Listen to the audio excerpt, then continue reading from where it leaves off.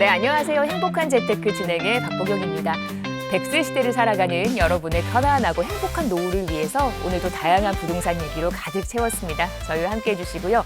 방송 보시면서 나의 소중한 자산, 부동산 관련해서 궁금한 내용 있으시다면 아래 번호 1544-8520으로 전화 주시면 저희가 생방송 중에 활짝 열려있는 전화거든요. 여러분들의 많은 참여 기다리고 있겠습니다. 자, 행복한 재테크 오늘 순서 시작하겠습니다. 함께 하실 전문가부터 만나보시죠.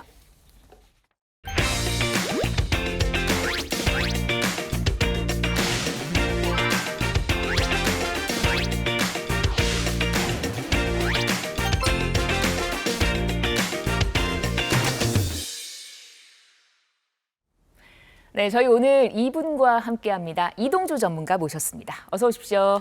네, 안녕하세요. 네, 반갑습니다. 네, 시장이 지역별 또 유형별 다양한 형태를 지금 띠고 있는 약간은 혼동스러운 시장이죠.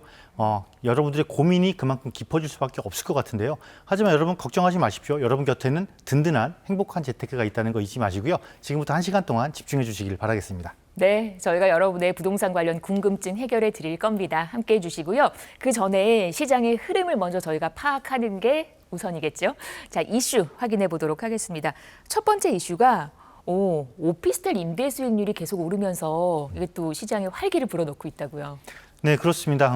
올 1분기 기준으로 보게 되면 네. 오피스텔의 월세 가격 상승률이 무려 3년 6개월 만에 사상 최고치를 지금 기록하고 있습니다. 그렇다 보니까 관련 시장의 기대감이 지금 굉장히 올라가고 있는 건데요. 어느 정도의 상승과 시장에 영향을 미치고 있는지 한번 표를 보면서 말씀을 드려보도록 하겠습니다. 네.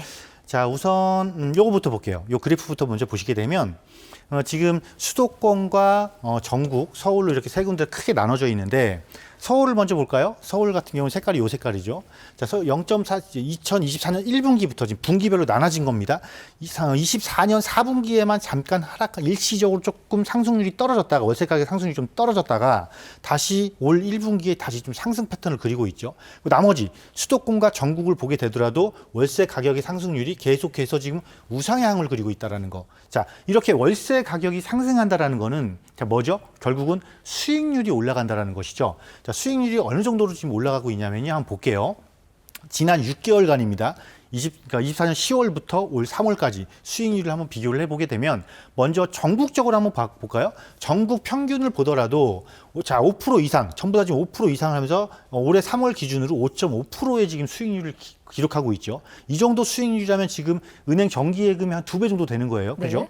자, 그리고 수도권도 지금 굉장히 높은 상승률을 보이고 지방 같은 경우는 오히려 전국 평균보다 더 높은 거의 올해 3분기 3월 기준으로 하면은 거의 6%에 육박하는 이런 수익률을 보이고 있습니다. 물론 서울은 이런 수도권이나 전국 평균보다는 조금 낮은 4%대를 보이고 있지만 이거는 지역의 특색이 조금 반영된 거죠. 지역의 특색이 뭐냐면 서울의 지가 그리고 지방의 지가의 좀 차이 이로 인해서 매매가의 차이가 조금 나타나다 보니까 결국은 전체 수익률에서는 서울이 조금 낮다 이렇게 보시면 되는 거고 전반적으로는 월세 가격 상승이 이렇게 수익률 자체를 끌어올리면서 관련 시장에 대한 기대감이 지금 한층 올라가고 있다 이렇게 보시면 되겠고 특히 이거를 끌어올리는 주 요인을 보시게 되면 어느 지역이냐면 대체적으로 핵심 업무지구 아무래도 핵심 업무지구에 그만큼 수요자가 많기 때문이죠. 핵심 업무지구와 대학가가 중심이 돼서 지금 월세 가격이 조금 높은 상승을 보이면서 전체 가격을 끌어올리고 있고 이것이 지금 수익률 상승으로 이어지고 있다 이렇게 보시면 되겠습니다. 네, 지금 얘기를 듣기에도 우리 은행에 넣어놨을 때보다 수익률이 2배가 넘는 가격. 그러다 보면 이제 많은 분들이 관심을 갖게 되지 않을까 싶긴 한데 우리가 이럴 때일수록 더더욱 옥석을 잘 가려내야 될 것 같거든요. 뭐 투자할 때 유의점 이런 게 있을까요? 그렇죠. 이렇게 우리가 정확해야 돼요. 그러니까 원인을 정확하게 판단을 하면 됩니다. 네. 자, 우리 오피스텔은 뭐죠? 오피스텔은 사실은 전형적인 수익형 부동산이잖아요. 네. 우리 지금 수익률 얘기했잖아요. 네. 그러니까 수익형 부동산이란 말이에요. 수익형 부동산을 정확하게 수익 목적을 갖고 그에 맞는 분석을 하시면 돼요. 그렇게 하시면요, 사실은 수익형 부동산에서 오피스텔이라는 존재는요, 주거 시장을 포함하고 있기 때문에 굉장히 투자 가치가 높은 상품입니다. 수익 목적으로만 접근을 했을 때는. 그럼 당연히 그러면 나는 만약에 오피스텔을 관심 있게 볼 거야 그럴 때는 수익 목적을 달성할 수 있는 조건을 가진 그런 지역에 투자를 하시면 되겠죠. 네. 자, 어떤 투자가 필요하신 거냐면 전체적으로 딱 봤을 때 어느 지역을 막론하고 수요가 탄탄하게 뒷받침돼야 된다라는 것을 첫 번째 기억하시면 되고, 그러면 그 수요가 뒷받침하기 위해서 필요한 게 무엇이냐, 그거를 우리가 고민해 보시면 돼요. 자, 첫 번째 뭐가 필요할까요? 당연히 직주 근접이 필요하겠죠. 일자리가 필요하겠죠. 그렇지, 일자리죠. 네. 우리 익숙한 일자리. 네. 그리고 직주, 직장과의 접근성이 좋으려면 또 뭐가 반드시 쫓아올까요? 교통. 교통, 그렇죠. 네. 교통 인프라가 굉장히 좋아야 된다는 것입니다. 여기 마지막 세 번째는 당연히 직주 근접과 교통 인프라가 좋더라도 수요자가 없으면 말이 안 되는 거죠. 네. 여기에는 수요층이 충분하게 어떻게 해야 된다? 유지되는 게 아니라 수요층이 지속적으로 증가해 준다라면, 이 삼박자를 갖추고 있다라면 이 수익형 부동산은 차익형 부동산 못지않게 오피스텔이 굉장히 중요한, 그러니까 유용한 투자 수단으로서 활용될 수 있다, 이렇게 생각을 해보시면 되니까, 다시 한번 강조해드리지만 오피스텔은 수익 목적이고 수익 목적에 맞는 분석을 통한 접근만 하시면은 굉장히 투자 가치로서 높은 이익을 안겨줄 수 있는 상품이다라고 네. 판단하시면 되겠습니다. 아시겠죠, 여러분? 우리가 수익형 부동산 접근할 때, 특히 또 이제 오피스텔에 접근할 때 있어서 어떤 점을 잘 가려내야 되는지 얘기 들려주셨습니다. 계속해서 두 번째 이슈 확인해 보도록 하겠습니다. 수원, 화성, 우리가 생각하는 뭐 기업 도시라고들 하는데 반도체 벨트 지역이잖아요. 네, 맞습니다. 이 지역의 물건들이 요즘 경매로 많이 또 나온다고요. 그렇죠. 조금 이제 안타까운 소식이죠. 네. 안타까운 소식이고, 올해 1분기를 기준으로 딱 봤을 때는 이 경기 남부권 지역인데, 이 지역의 임의 경매 건수가 11년 만에 지금 최대치를 기록하고 있어요.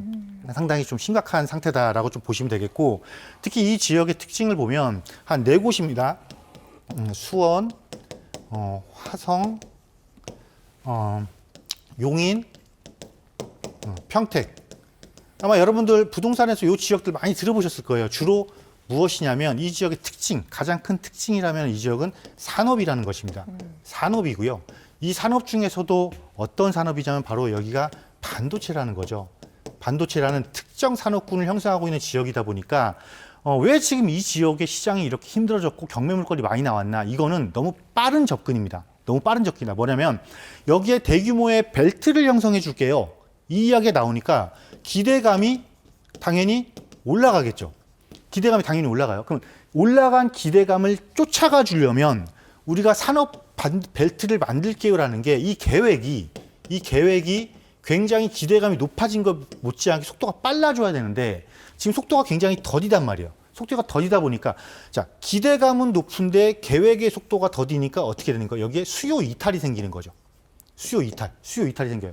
그렇다 보니까 지금 이렇게 전체적으로, 지역 전체적으로 하나의 거대한 산업군이 형성되면서 일자리가 창출되고 있음에도 불구하고, 창출될 예정임에도 불구하고 오히려 너무 성급한 판단이 이런 양상을 지금 보이고 있는 상태다. 조금은 안타까움이 많이 묻어있는 그런 시장이다라고 보시면 되겠습니다.